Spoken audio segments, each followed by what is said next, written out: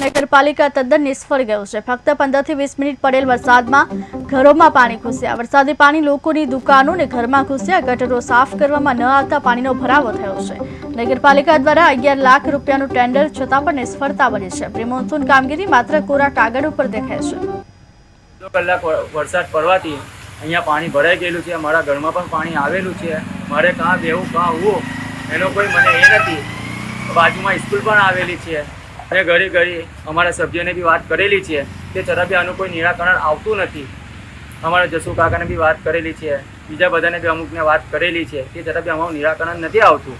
બાજુમાં સ્કૂલ છે, નાના નાના છોકરા ભણે છે, બાજુમાં જે બી થાંભલો આવેલો છે, હવે એમાં કરંટ ઉતરે અને કશું થાય એની જવાબદારી કોની? તો હું અપેક્ષા રાખીશ કે નગરપાલિકાવાળા આનું જલ્દી નિરાકરણ લાવે।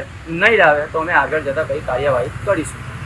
ભાજપ શાસિત આમોદ નગરપાલિકા પ્રી મોન્સૂનની કામગીરીમાં સદંતર નિષ્ફળ ગયેલી છે।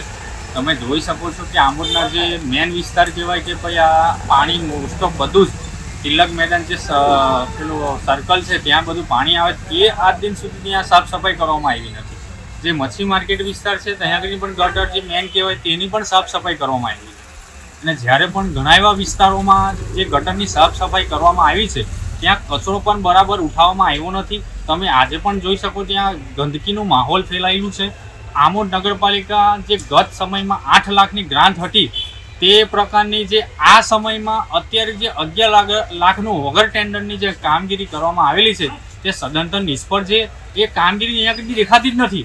બસ આ લોકો મિલીભગત કરીને પૈસા ચાવ કરીને આજે આમોદની આ પરિસ્થિતિ ઊભી કરેલી છે કે જ્યાં જુઓ ત્યાં સ્થાનિક ગટરો હોય કે મેન ગટરો હોય જ્યાં ગંદકીનું સામ્રાજ્ય છે અને સ્પષ્ટપણે ત્યાં સાફ સફાઈ કરવામાં આવતી નથી।